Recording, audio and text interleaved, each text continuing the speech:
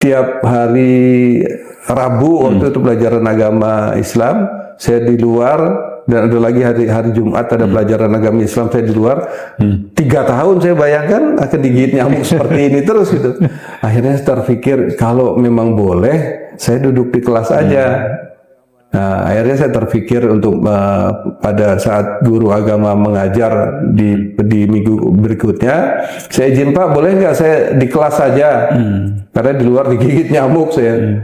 Akhirnya oleh gurunya dikatakan ya boleh, tapi jangan mengganggu, kan namanya juga anak SMP bisa jahil. Orang belajar, sayanya nggak belajar lalu ganggu.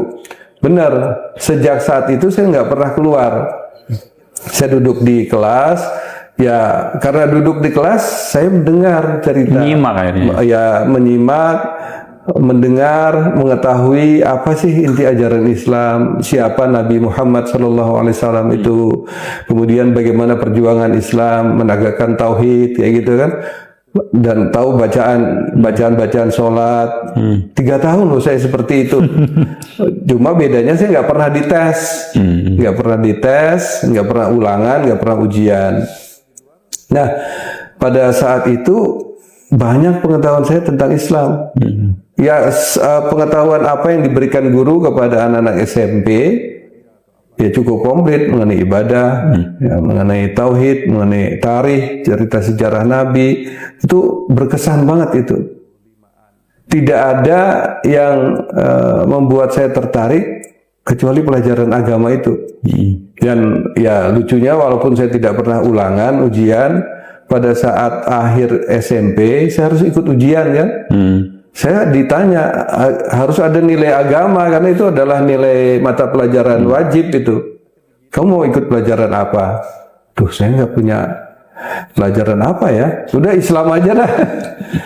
Karena mungkin yang saya ketahui dari pengetahuan itu bisa. Nah, itulah yang saya ketahui tentang Islam. Ya, walaupun bukan Islam waktu itu, tapi ikut ujian agama Islam.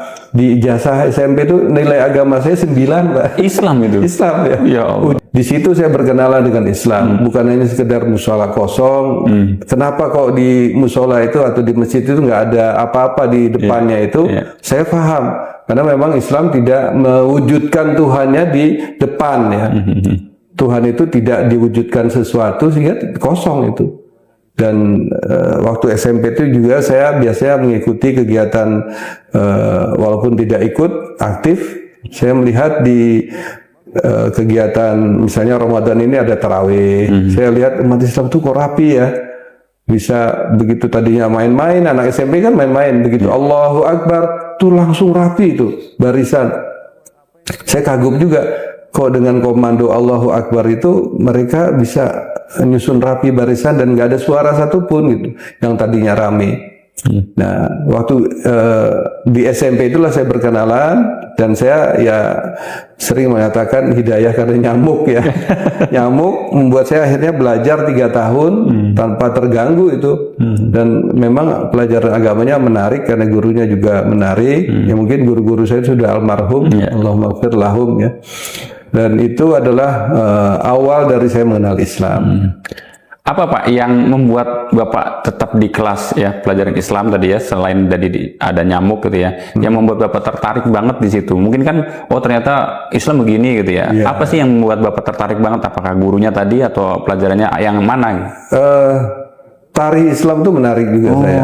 Jadi sejarah bagaimana Nabi itu mendakwahkan Islam, kemudian dapat tantangan, bagaimana tantangan itu membuat umat Islam yang baru itu mendapatkan cobaan, mereka tetap sabar, dan bagaimana Nabi harus hijrah, dan sudah hijrah pun bagaimana Nabi diperangi kan, dibawa armada ke sana ke Madinah, dan itu menang, kalah, dan itu bukan persoalan kecil itu, hidup mati kan. Dan akhirnya Nabi bisa futul Mekah, membuka Mekah, dan kemudian Islam itu mulai berkembang. Dan itu menarik banget itu.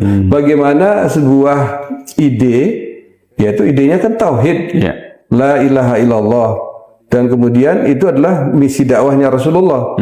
Kemudian harus berada di lingkungan orang yang menyembah berhala.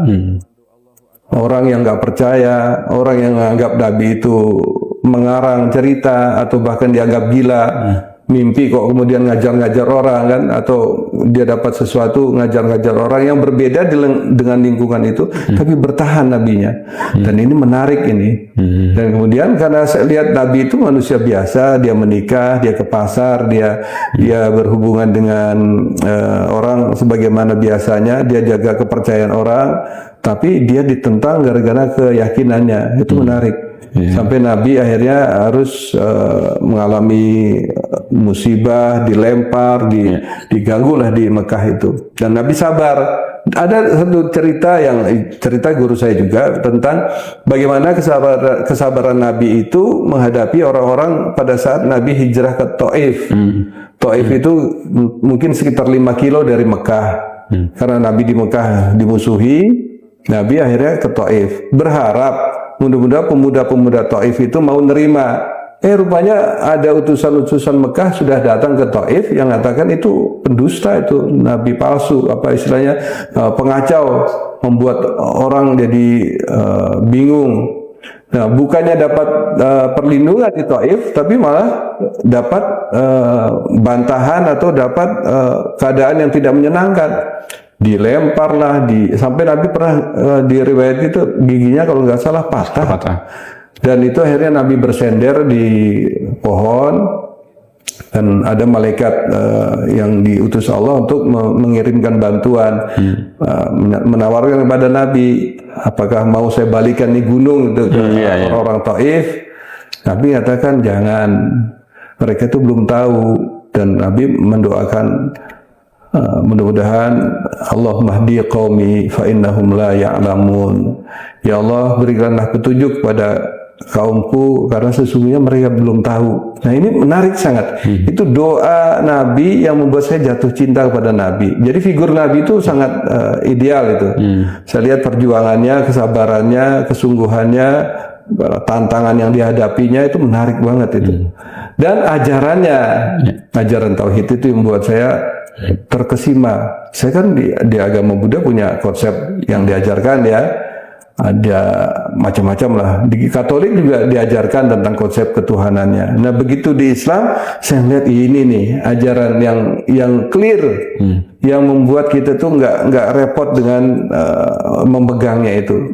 Yaitu apa? Kita diciptakan dari Allah dan akan kembali kepada Allah. Kita diciptakan untuk beribadah kepada Allah, dan selama hidup itu kita nggak boleh musyrik. Kalau menyekutukan Allah itu adalah perbuatan yang sangat besar. Apabila kita mati dalam keadaan musyrik, kita akan berada dalam kesedihan yang nyata lah. Itu Pak. Jadi waktu itu saya kan belajarnya sebagai orang yang bukan Islam. Artinya apa? Saya tertuduh itu, merasa tertuduh. Waduh, ini saya nggak melakukan itu. Saya nggak beribadah seperti Islam. Saya nggak mengakui Tuhan itu Allah, satu-satunya Tuhan. Saya merasa, wah, kalau saya mati ini repot ini. Nah, itu yang mungkin mendorong saya berpikir ada sesuatu yang harus saya buat. Yaitu apa? Nah, ada teman saya masuk Islam aja katanya. Ada teman saya yang namanya Yasid Wakid, itu teman ya di SMP, yang kemudian saya bertanya lebih dalam dan kemudian saya bersyahadat di depan dia. Cuma berdua aja, dan tempatnya di pinggir pinggir toko. Karena saya juga bingung. Ya sudah, biar ada saksinya, saya mengucapkan syahadat. Nah, sejak itu saya memantapkan diri untuk berislam, dan karena saya lulus SMP, masuk ke SMA negeri, ketemu dengan teman saya almarhum Taufik gitu. Nah, Taufik itu kira-kira 6 rumah dari tempat saya. Akhirnya saya di bulan Maret, nah ini tahun ini saya sudah 47 tahun masuk Islam. Di bulan Maret tahun 78 itu saya masuk Islam. Di rumahnya Taufik diadakan selamatan. Ya alhamdulillah, walaupun ayah saya sudah nggak ada waktu saya 10 tahun. Nah, saya masuk Islam usia 15 tahun. Jadi nggak ada lagi ayah. Ibu saya tadinya tidak setuju, tapi akhirnya waktu saya masuk Islam, ibu juga nyumbang untuk selamatan. Masya Allah.